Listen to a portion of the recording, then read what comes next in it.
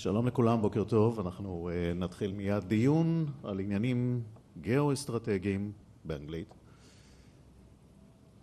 ואם אפשר להתחיל, אנשי הכנס? כן?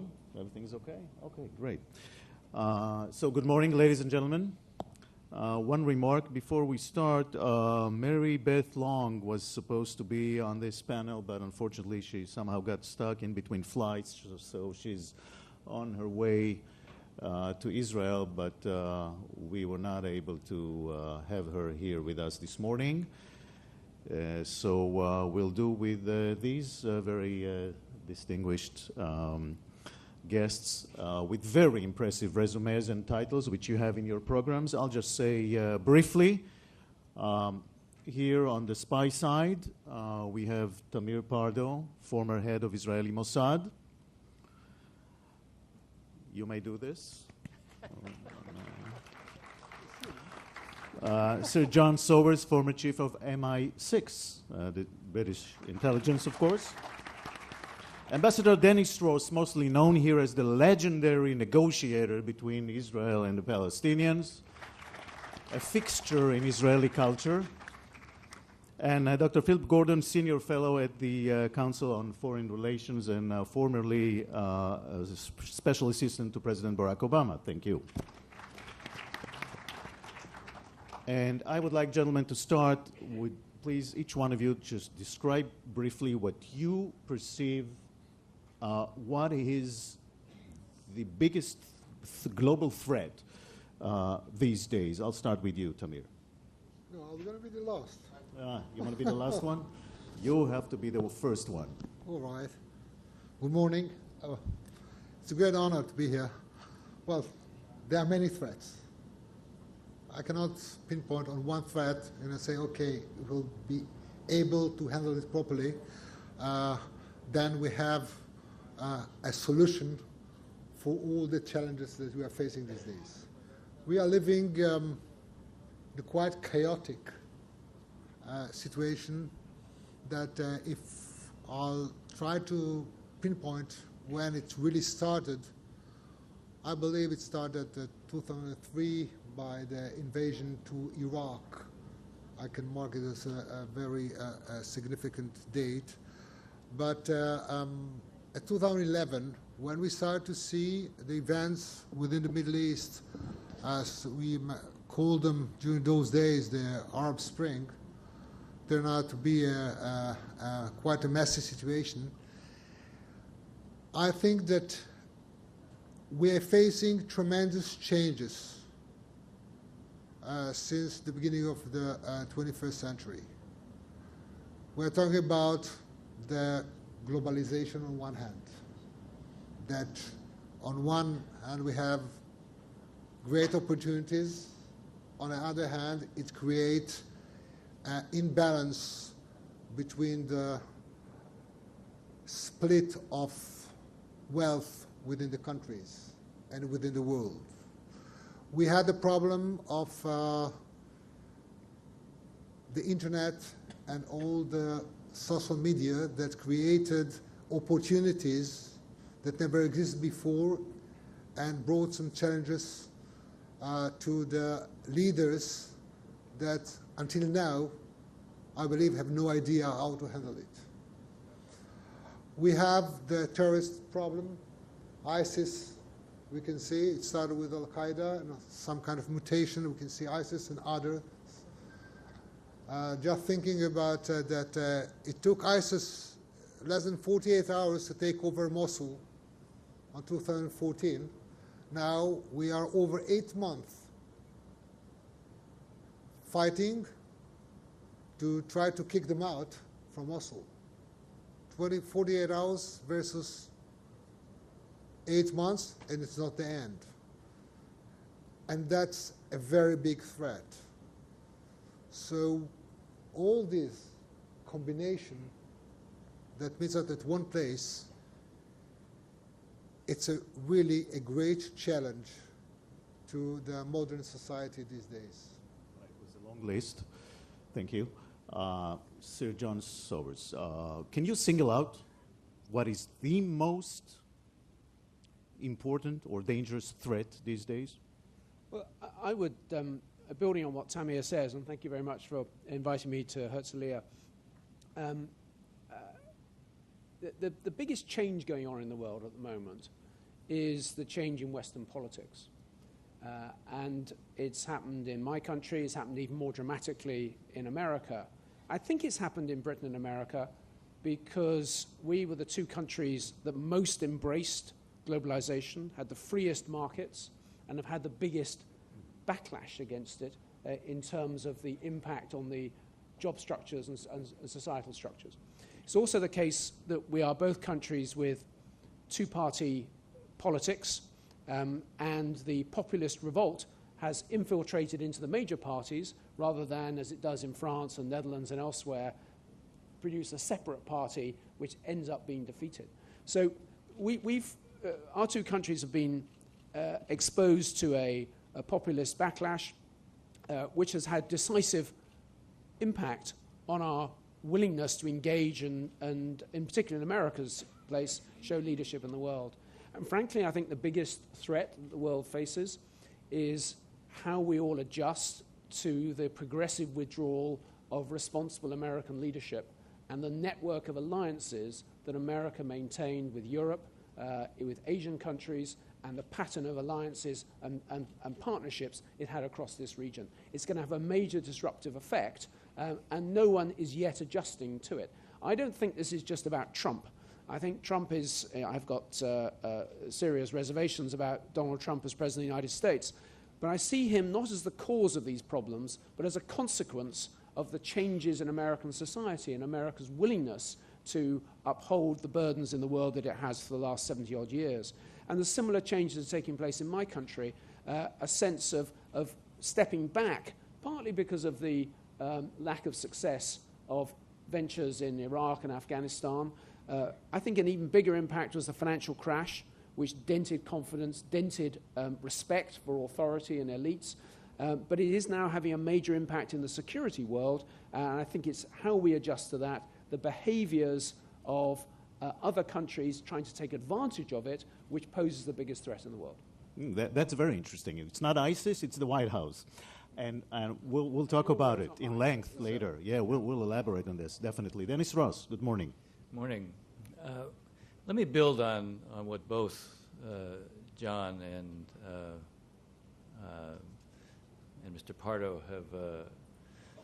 have said. You know, I take a step back. When you ask what's the greatest threat in the world, when I began working on national security issues, we had a world that was largely characterized by being bipolar, and that we focused on the Soviet Union, which became not just a focal point, but also it was a reminder that we faced an existential threat. I mean, the fear of nuclear war was the overriding consideration, and it raised basic questions about survival.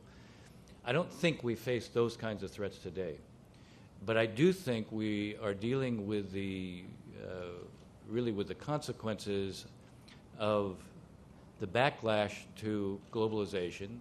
I mean, the graph that Jacob showed in terms of the impact in 2009, you know, you can see that those are numbers that are profound, but the character of dislocation that was created, the sense that elites let everybody down, has produced the kind of populism that we've seen, and it has raised basic questions, at least in our country, about what is America's role in the world. And to build on what John was saying, there was a liberal international order that was governed by a set of rules, and the main keeper of those rules was the United States.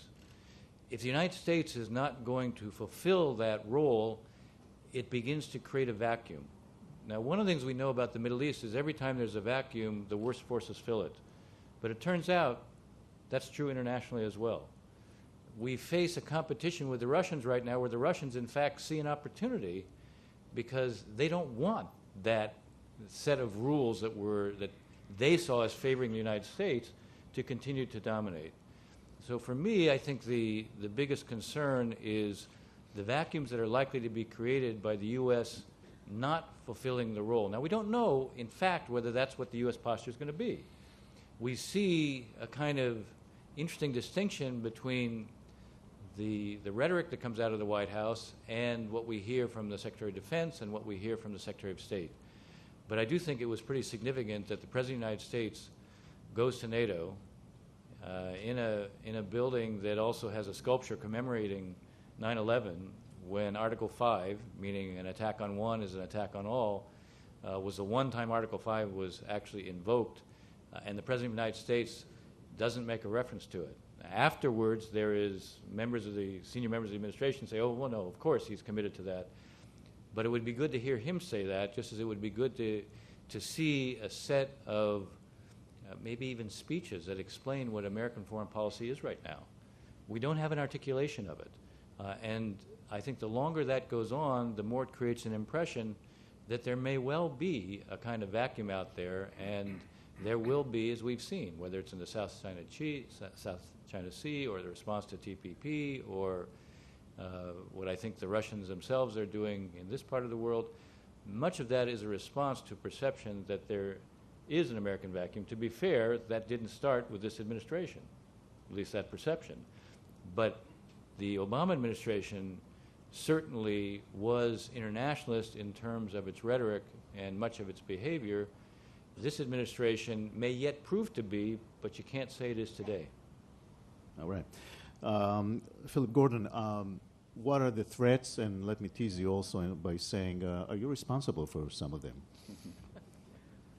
Maybe I'll get to that in part. And I'll start, though, by, I don't want to fight the exercise, but I will say I don't like to try to rank threats in that way, because I don't know how you compare such different things. You know, from an American point of view, is it more a threat that North Korea develops an ICBM that can hit the American homeland with a nuclear weapon, compared to China dominating the South China Sea, compared to divisions within the country or the economic crisis? These threats seem to me so different. Obviously, like the North Korean one, were it to happen, would kill millions of Americans, and you would rank it higher than general political divisions in America.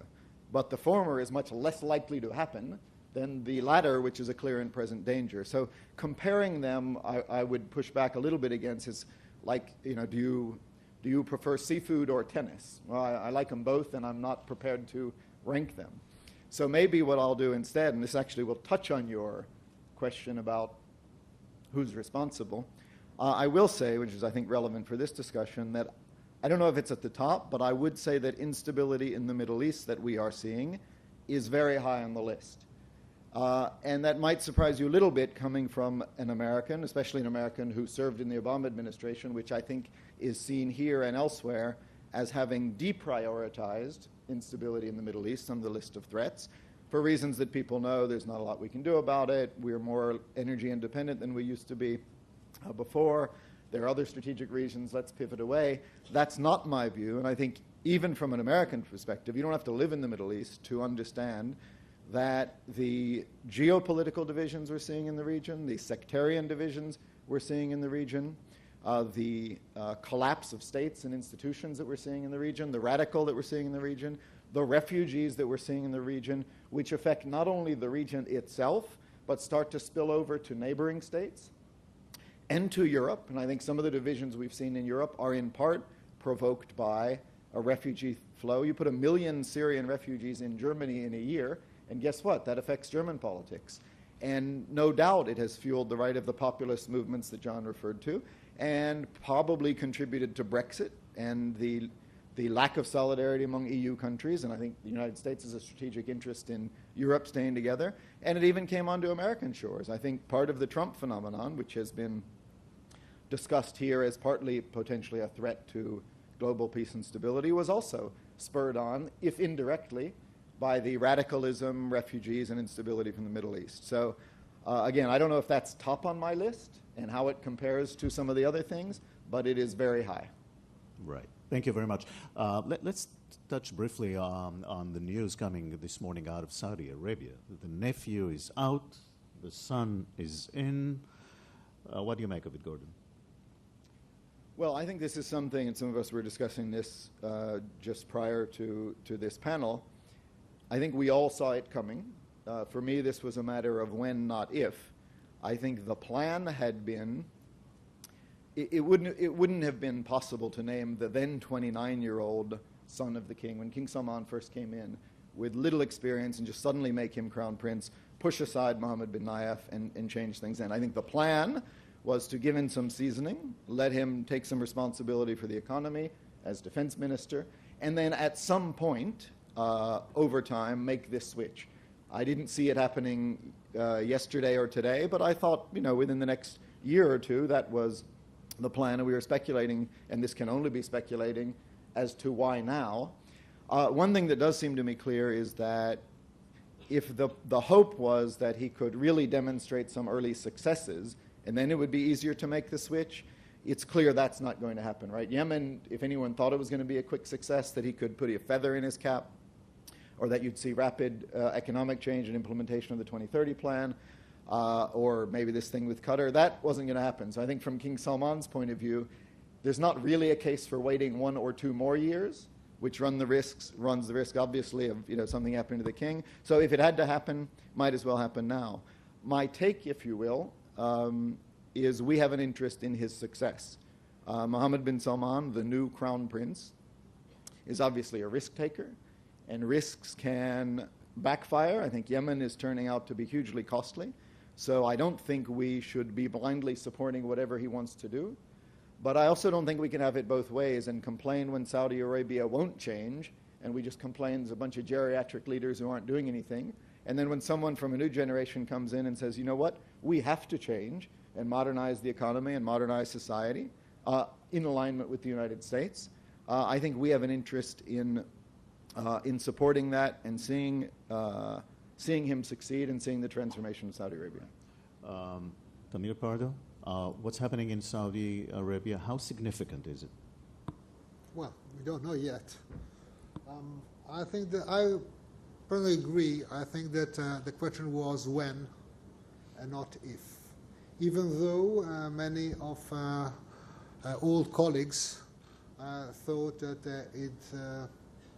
they put a question mark on the if as well, because we should remember that Mohammed bin Nayef was the greatest ally of the United States for many, many years. And they saw him as the successor. But the changes that is taking place all over the world gave some new challenges to the Saudis as well. And I think that the king found out that the old regime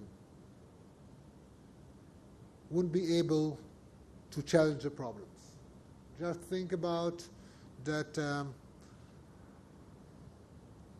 all the oil resources that Saudis have, or the major part of the oil resources, are in Shia areas, not in Sunni areas. Why now? I have no answer.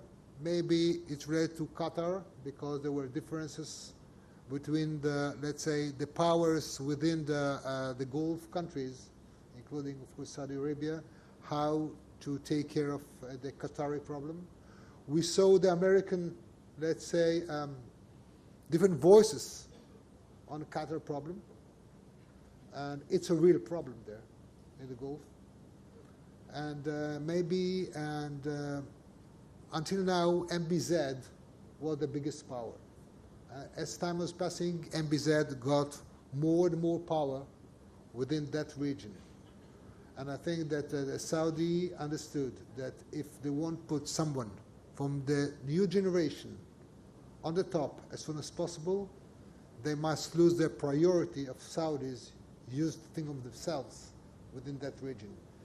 Do you believe in this Saudi card when it comes to negotiations here in the Middle East with Israel and the Palestinians and all these Sunni nations? Do you believe in this move? I said it many times. I don't think that a real move within the Arab countries, moderate Arab countries or non-moderate, will be. They won't make a move before they're going to see that something is moving on the Palestinian case, on the Palestinian issue. We might have excellent relation when we talk about interrelation, intelligence, cooperation, and other security let's say, relationship that is needed as we see the challenges these days. But to make the move, a real move, will be only after we see some kind of movement by the Israeli government towards some kind of a solution to the Palestinians' conflict. Sir, feel free to join the discussion. Yeah, well, I was surprised by the news this morning, but not shocked, because there have been, I think it's been clear over the last few months that Mohammed bin Salman has been in the ascendancy again. There was a period last year after his austerity measures when he was losing support, but I think the appointments that we've seen in the last couple of months have made clear that he's back in power. And frankly, Mohammed bin Nayef, who I know well personally, worked closely with him, he's not been at the top of his game for the last 2 years. His quite what it is, it's health or distractions or not having a position that he really position of power that he had under King Abdullah. But I don't think the immediate impact will be that marked. I think we'll see a continuity here. It may even give MBS the sense he's got a bit more time for some of these reforms. He's been rushing ahead with them. He's having some setbacks on the economic side, and he may be. Saudi Arabia's got huge reserves, massive borrowing potential. They actually have between now and sort of 2028, 2030 in order to sort out their economic situation. They don't have to do it in the next 18 months. But that said, their economic situation is very severe. They have had a halving of their national income in the last 3 years, and they haven't adjusted to that. They've tried to cut back on salaries and allowances. They've tried to inject a new momentum into the private sector, but so much of the economy is dependent upon state spending that if you cut back state spending, you end up with a contraction in the private sector in Saudi Arabia as well. And there are some fundamental problems. The education system and their work ethic does not contribute to a system of a successful private sector economy. And if you were, it may be a hard thing to say in this environment, but if you were to look at the prospects for Iran and for Saudi Arabia, you'd think that the prospects for Iran were much, much better over the next 20, 25 years than the prospects for Saudi Arabia. Tamir agrees with you here, yeah. And I think this is something we need to bear in mind as we deal with the very real problems that Iran faces us. We do need to see some changes in Iran, because the President of the United States and the leaders of Israel and the leaders of Europe will not want to be completely committed to a country which has failed to reform, which is probably the most likely outcome in Saudi Arabia, and be at loggerheads with the greatest power in the region, which is most likely to be Iran. We need Iran to change. We need to force that change, impose that change to some extent, drive that change, but not stand in the way of that change. Dennis Ross, you wrote the book on peace negotiations here in the Middle East. Did you get a call from Jared Kushner on the way? No. No. Any advice? Anybody called for advice? How many years did you spend here? No, obviously they have reached out to me, but I'm not the only person they've reached out to. They reached out to a lot of people, and they've sought, I think, to draw on advice from a variety of different voices. And we'll see, they're obviously engaged at this point in trying to make something happen. I think it is clear, and we can speculate again on the reasons, whatever the reason, for President Trump, this seems to be a priority issue. Right. And I think that he will... And there's another difference, if I may. For years, for decades, we've been hearing that let the two sides decide, let the two sides negotiate. Hasn't worked for 50 years. Looks like Trump is trying to force some leverages here. It looks like it.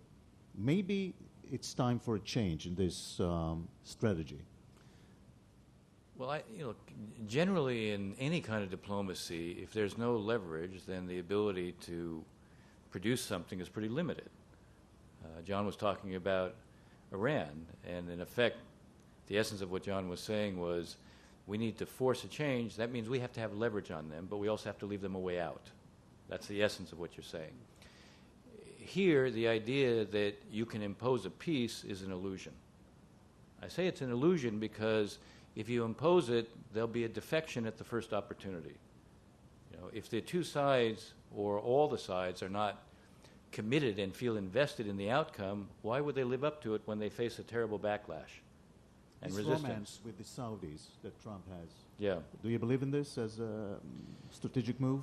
Well, I would say, I want to get back to something that Tamir was saying about the relationship. I think when you hear in Israel, and I even saw a poll this morning that talked about the Israeli public is attracted to a regional approach to the peace issue. And by the way, it's understandable. And I do think there is a new reality because of the, not just the convergence of interests, but the tacit, quiet cooperation between Israel and the Sunni Arab states. Just because it's below the radar screen or below visibility doesn't mean it's unreal. It's real. The problem is you can't make it public, you can't make it visible unless you also deal with the Palestinian issue. Now the question becomes the following. There is a kind of strange paradox today. There is a desperation on the part of the Saudis and others to ensure that the U.S. will remain in the area. And they're not, if there was a complete confidence that we would stay in the area, you wouldn't have seen the royal red carpet rolled out for President Trump the way it was. There was a desire to draw him in. There's a desire to ensure that the U.S. isn't going to retreat. There's a fear that somehow after Raqqa, after Mosul, which for me is not the end of ISIS because I think there's a real danger it could come back, but I think symbolically there's a fear that the U.S. may say after Raqqa and Mosul, mission accomplished, we've heard that term before, and with energy independence, maybe the U.S. won't stay there. So I say this because on the one hand, I agree with Tamir that the appetite, especially for the Gulf states, to invest heavily in the peace issue is not a high appetite. What they want is the U.S. security guarantees by being in the region. Now, ironically, when I talked about leverage, that gives the Trump administration leverage with them to do something on the peace issue, which I think is important. Palestinians, Abu Mazen can't make a concession on his own. He can't. He has no legitimacy. He can't make a concession on his own. With an Arab cover, maybe it becomes possible.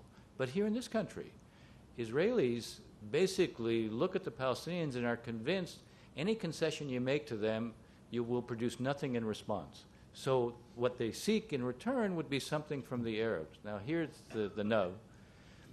If the administration uses the leverage of saying, okay, you want us in the region, here's what we'd like from you, not only on ISIS and Iran, but here's what we'd like from you on the peace issue. We need you to be involved. We need you to play an active role. They may well do that, but they're going to say, look, we're not going to do it on the cheap. If we're going to show that we're producing that, if we're going to reach out to the Israelis, we have to show what the Israelis are doing on the Palestinian issue. We have to show that we are delivering for the Palestinians what they cannot deliver for themselves. They cannot accept an outcome and play a role where there's an outreach to Israel where the outcome is a Palestinian entity embedded in an Israeli state. They will never play that role.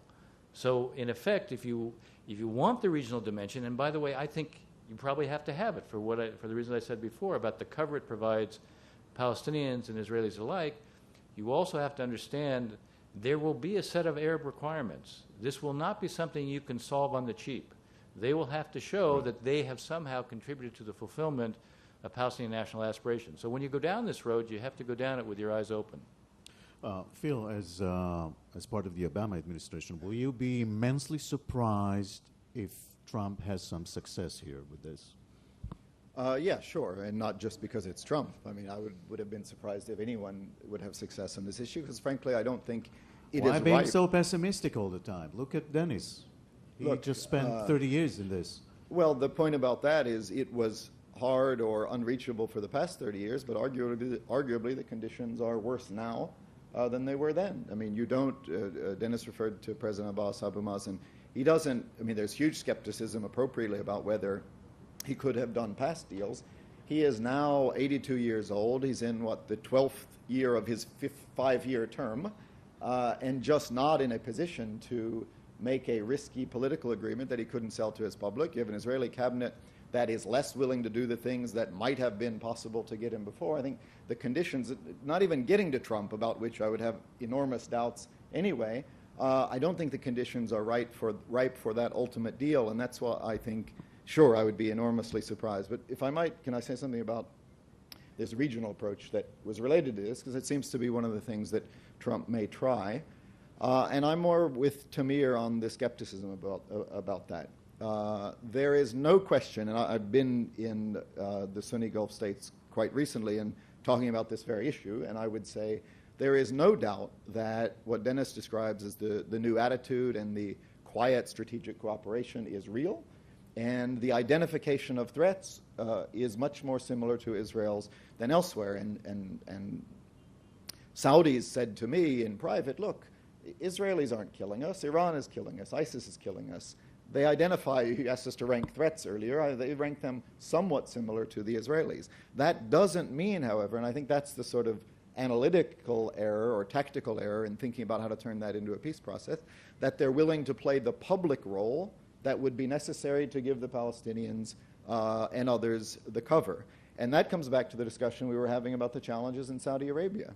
If you are if you're the king or the newly appointed crown prince and you're facing arrest of population, low oil prices, cutting electricity subsidies, challenge from Iran, challenge from Islamism, Syria, a war in Yemen that's costly and not going well, are you really in a position on top of that to spend political capital on something that would be costly vis-a-vis the public without something to show for it? And don't forget the regional dimension. If you're a Saudi, are you going to give that issue to Iran, right? In the context of this competition, you're going to do something that allows Muslims throughout the region, or that allows Iran to say, we are the ones standing for Jerusalem and Palestinians. So the challenge is a structural one. What's real and private in terms of cooperation between Israel and the Gulf states, the Israelis have an interest in making public, and the Gulf states have an interest in keeping private, and that's why I don't think that's the route, and if Trump follows that route, I don't think it's going to pay off. Thank you. Tamir, did you feel uncomfortable when you've heard that President Trump passed this intelligence information to the Russians?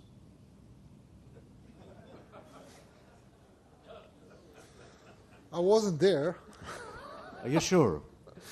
Yes. Okay. And I have no idea what he said, but I must tell you, being in service for so many years, many people did mistakes. And if he did, he was not the first one to do, and not the last one. Can you give me some examples, names? At the end of the day, being part of those who were collecting the intel, we like very much to collect it, but we don't want to reveal it. And it's the job of the leadership, of whether it's a prime minister or president, to use that intel in a wise way. And we always going to tell him, don't use it publicly, don't use it in a way that might lose our sources, but many times by mistakes or because he thought that that was the right thing to do. Leaders use the intel in order to achieve something.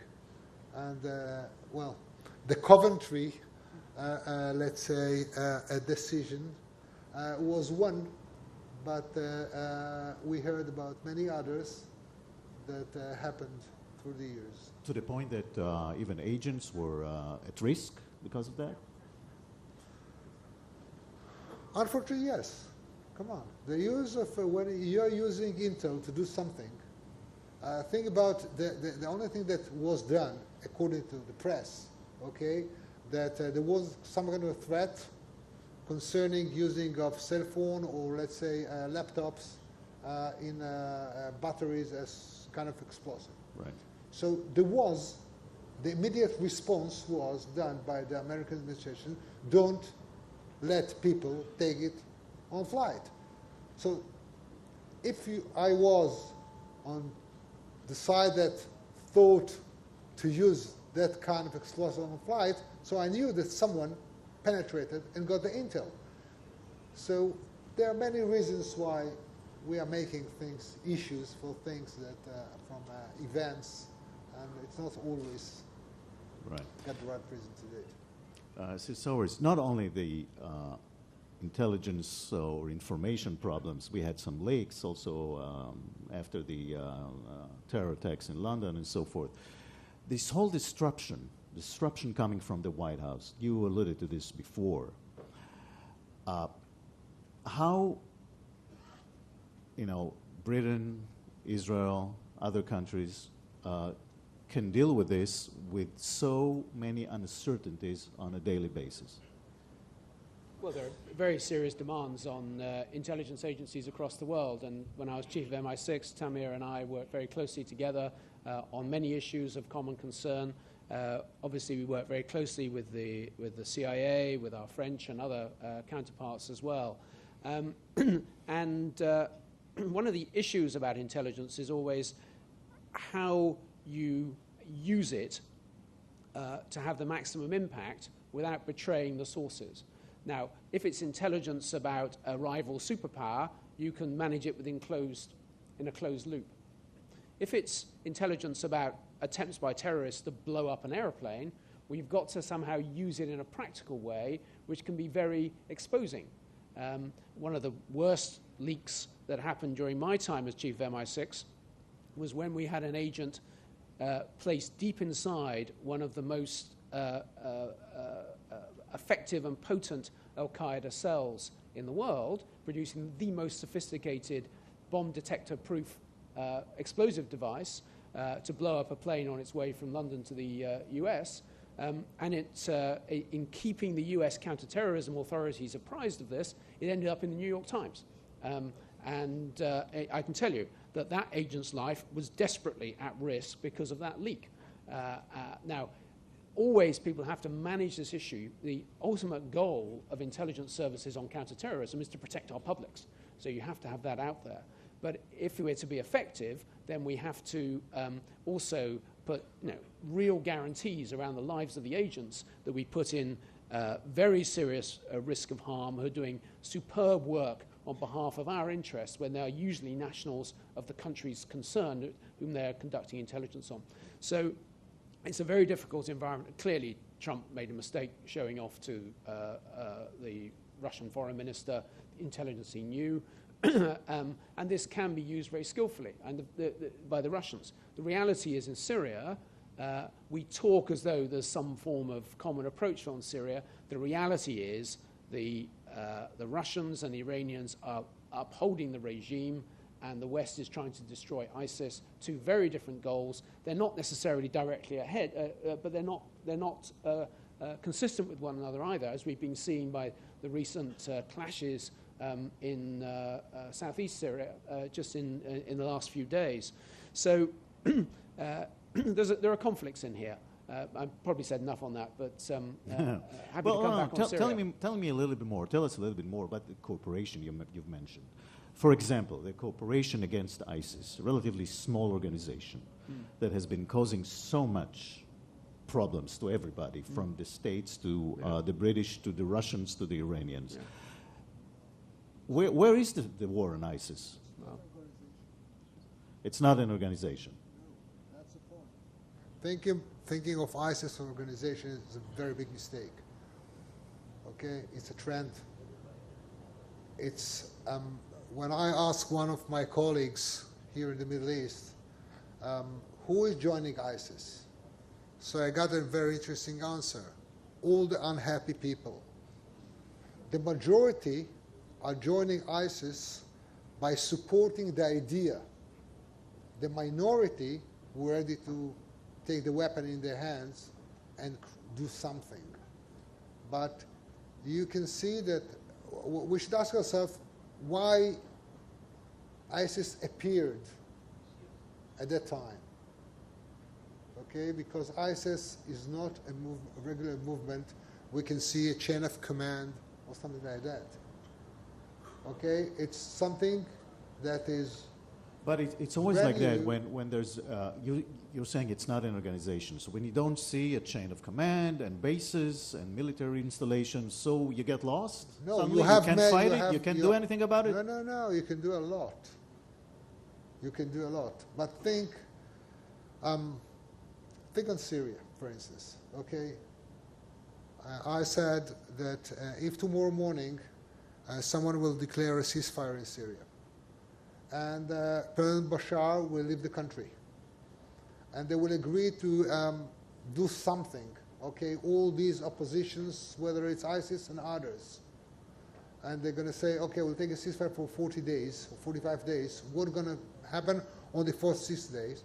I'm going to say they renew the war. Because in order to bring Syria to the same situation that we saw before 2011, you need hundreds of billions of dollars. I don't see anyone that will be able to be ready to put $1, €1,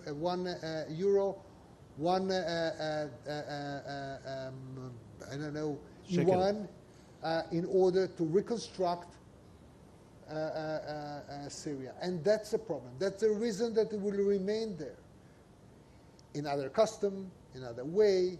That's the reason we'll see it in, think what's happening in large part of Iraq these days, okay?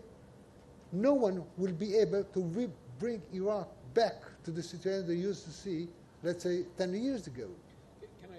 Sure. Can I just come in on this? We had 3 terrorist attacks in Britain in the last 3 months, each of which were claimed by ISIS. You have as their many responsibility. British citizens joining ISIS, coming back. This is, Are you losing the fight? well, I wouldn't go that far.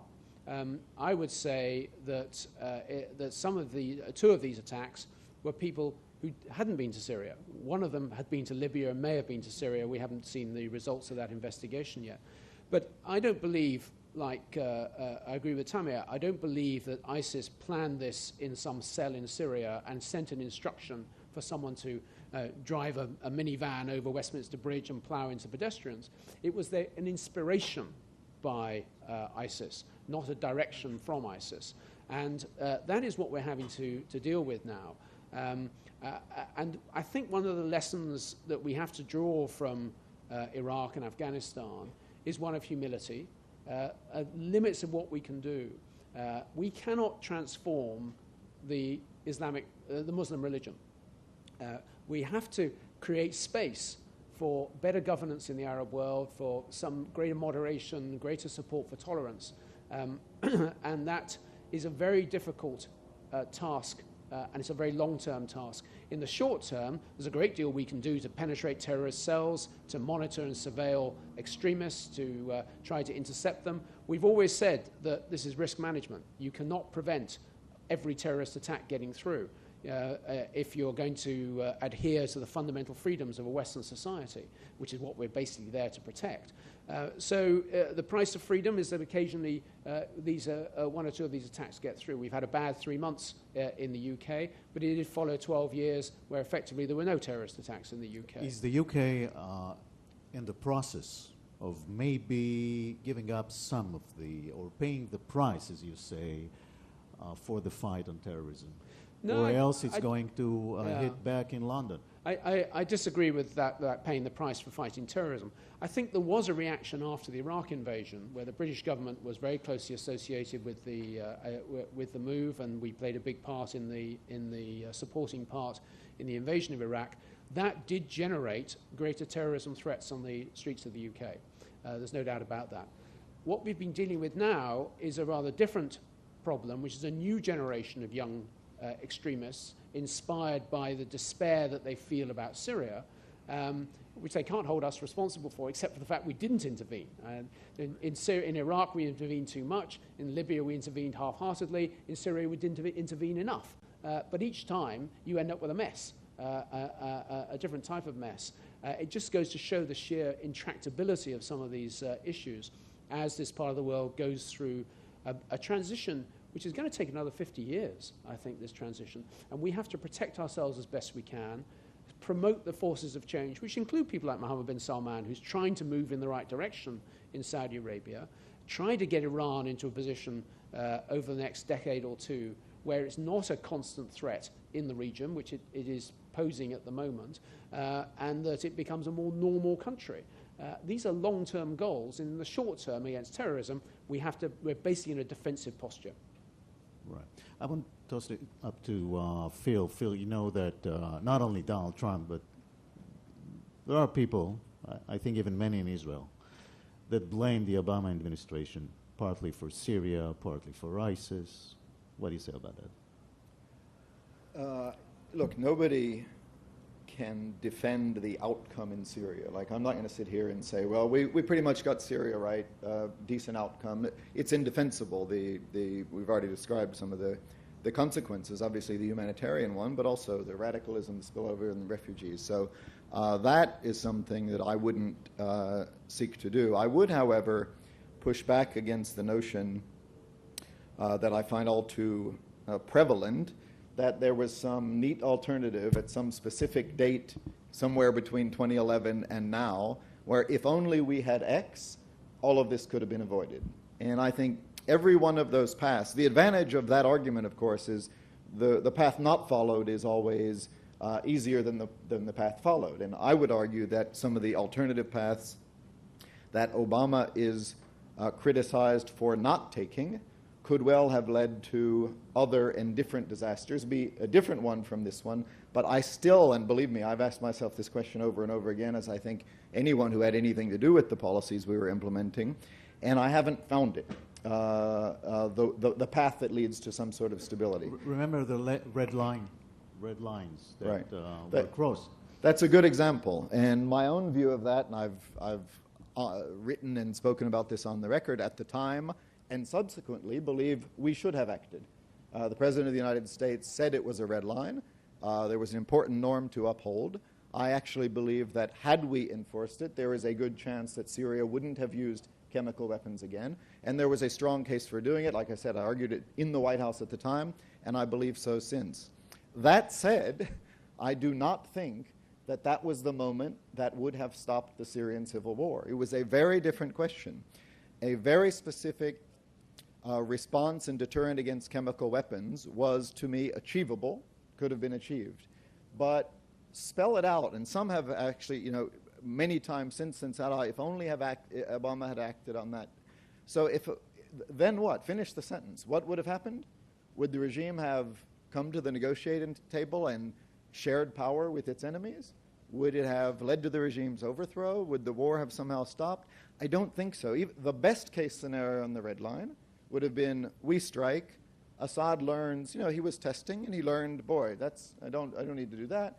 And he would have turned to the tools that he had been using vastly more than chemical weapons, which is to say artillery, airplanes, and others, to massacre the opposition with which he was in a brittle war. Now, if you wanted to then take it to the next step and say, all right, well, we've deterred chemical weapons, now we have to strike the regime, that's a whole other story, but it's not the end of the war, the moderates coming to power. And I remain skeptical that whether it was the red line or some other measure that we might have done in any of those years, that would have led to Assad coming to the table. Because let's be frank, we use this euphemism, leverage to get Assad to the table. For Damascus, for the regime, for its backers in Iran, Russia, and Hezbollah, that's regime change. That's getting out of power and possibly getting out of living. And we underestimated, I'll end with this, but we were talking about Russia before and whether we could work with Russia now. I think we consistently put too much hope that we could work with Russia and underestimated their deep determination to avoid regime change, which they hate as a matter of principle, to avoid extremists coming to power in Damascus, which they were prepared to stand up against. And so Iran and Russia were prepared to do more than we were. And I respect the argument that says this was so important to us, we should have been willing to run the risk of a war and a slippery slope and a big deployment of troops. But I am not persuaded by the notion that a little bit more support to the opposition or a couple of airstrikes in August 2013 would have avoided the disaster that is Syria today. Right. Dennis, I want to ask you this. To what extent the rise of ISIS and what's been happening in Syria changed the equation or the paradigm of the Israeli-Palestinian conflict? Well, I think the one thing it did is, for people like me who obviously have spent 30 years working on this issue, I've regarded it as important, but I never regarded it as the game changer. There was this assumption somehow that was embedded in large parts of our national security apparatus from one administration to the next, that if you wanted to end all conflicts in the Middle East, you had to end the Israeli-Palestinian conflict. And that was always an illusion. Anybody who understood the region at all, understood the history, they didn't need to make the case to work on the Israeli-Palestinian issue by trying to somehow exaggerate the impact it would have in terms of transforming the region. It is not going to transform the region. Would we reduce one of the potential sources of instability? Absolutely. Does it make sense to try to make an effort on that? Absolutely. But not because it's going to transform the region. Now, in answer to your question, because of everything going on in the region now, which is, by the way, it's not only ISIS, it is what Iran is trying to do. We do have proxy wars that are basically Saudi-Iranian, but also Arab-Persian. All that's going on has tended to put in perspective that the Israeli-Palestinian issue is not the core of all the problems in the region. So, in a sense, I'd say intellectually, analytically, it's had that effect. But head of the Mossad here is telling you if nothing happens on the Palestinian side, nothing will happen. No, he's not saying that. No, what he's saying is he's saying that the Gulf states are quite happy to have their quiet cooperation with Israel, and they're not going to raise it and make it visible. But isn't the Palestinian issue a key? Sorry? Isn't the Palestinian issue the key? We're talking about Israel, or we're talking about the region. Okay? Thing that reaching a solution between the Palestinians and the Israelis will end their regional conflicts within the Middle East. That's unreal. It's not true. When I'm dealing with the Israeli-Palestinian conflict, we're talking about Israel. What's good for Israel? What makes Israel more secure? What will promise the future of our country? Okay? All right, so just to be precise, it's not going to end the Syrian problem, it's going to end it the Israeli problem. If it will end something, probably will our problem. And I'll deal with our problem. Okay? And it may secure and, let's say, rebuild a new equilibrium within the Middle East that might assist solving some problems. But it won't bring us all, let's say, to reach something that... That's certainly, clearly it's not going to solve the Syrian problem. But what it does is it takes away, as I said, one of the sources of grievance. It takes away a club that the Iranians or Al-Qaeda might try to use in the competition. It doesn't take away why they exist. It doesn't take away what is the struggle basically between radical Islamists and non-Islamists in the region. It takes away one of the arguments that they use, that's all. I wanted to comment on something that Phil was raising on Syria. You know, the problem too often is that there's this kind of binary choice that is laid out. Either you intervene with large number of forces or you do nothing. And that was really not the choice in Syria. And one of the problems is whenever you're in a position where you have to make policy, you have to weigh the costs of action, which are always immediate and clear, versus the costs of inaction, which always tend to be abstract and they're hypothetical. In the case of Syria, I do think the president was for understandable reasons, he looked at Syria and he saw Iraq. He saw a terrible conflict that would suck us in, would cost a lot, and that tended to shape his thinking and rule out what might have been a lesser set of options. For me, it wasn't the case that, gee, we'll intervene and suddenly we'll end the conflict. But there were at least options to explore, to consider, that would limit some of what was going on. maybe you try to create safe areas. Maybe you try to create, those areas where the Syrian forces can't go, which, by the way, doesn't threaten the regime. By the way, doesn't threaten the Russian position in Syria. The issue of leverage is an important issue. The issue of Syria, and I agree when Phil says that, because I've heard this for years, that, well, the Russians really aren't that wedded to Assad. My answer has always been, no, actually they are really wedded to Assad. It doesn't mean they're wedded to him forever. It doesn't mean they're wedded to him if the cost becomes too high. But basically, they made a decision that they were going to back Assad. And that was going to be a key to them preserving not only a role there, but in a sense becoming a major arbiter of Syria. The challenge for us is to shape an approach that convinces the Russians that the price becomes too high. Even now, you're not going to adopt a position where we can remove Assad. We can't. They have stabilized that. They control the western spine of the country. But there is an issue here of, as the Iranians begin to try to build a land corridor from Iran through Iraq to Syria to Lebanon, that becomes something that should be not acceptable to us. So Gentlemen. The question becomes, how do you begin to raise the price in such a way that the Russian attitude could begin to change?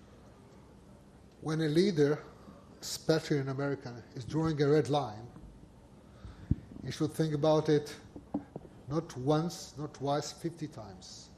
Because when you're drawing a red line and you are not fulfilling, you are not acting when it's needed, you're losing, I won't say everything, but you're losing a lot.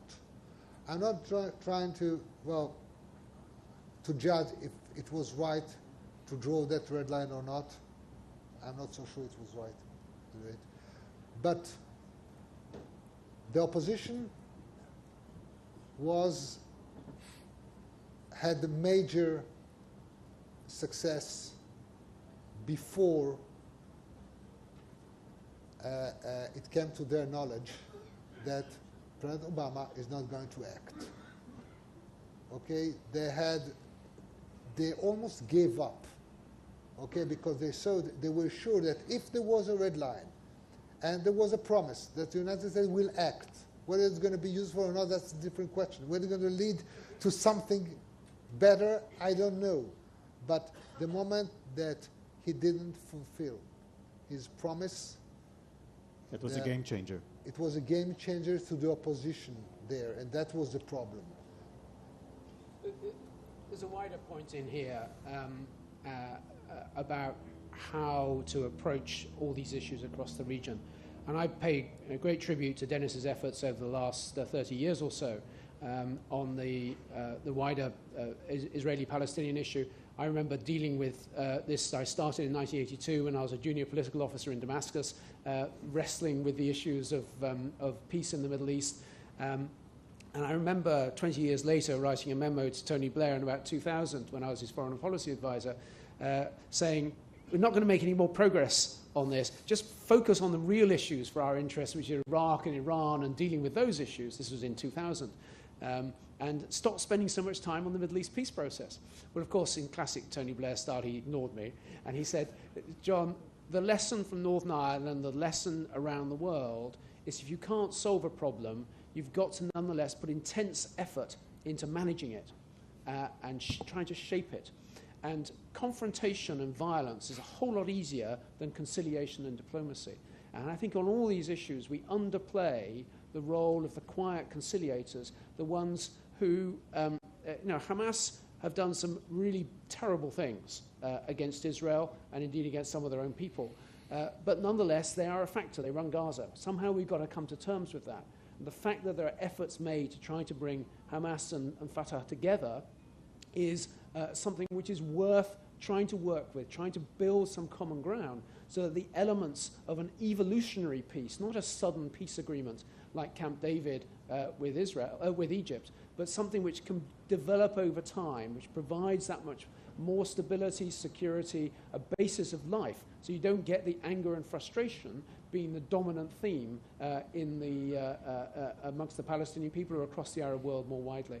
So it's easy to talk about war. It's easy to talk about clever intelligence operations. Well, we can't. It's not easy to talk about them, but it's easy to do them at one level. But it doesn't actually bring about lasting peace, and that has to be built brick by brick, slowly, by conciliators and negotiators and diplomats. And it's a very long and painstaking, and very often unpopular, because the idea of making concessions to a violent group with a strong terrorist background is deeply difficult to explain to public opinion. But that's one of the things we have to do. At this, thank you very much, gentlemen. Thank you very much, ladies and gentlemen. And we hope to have more interesting discussions here.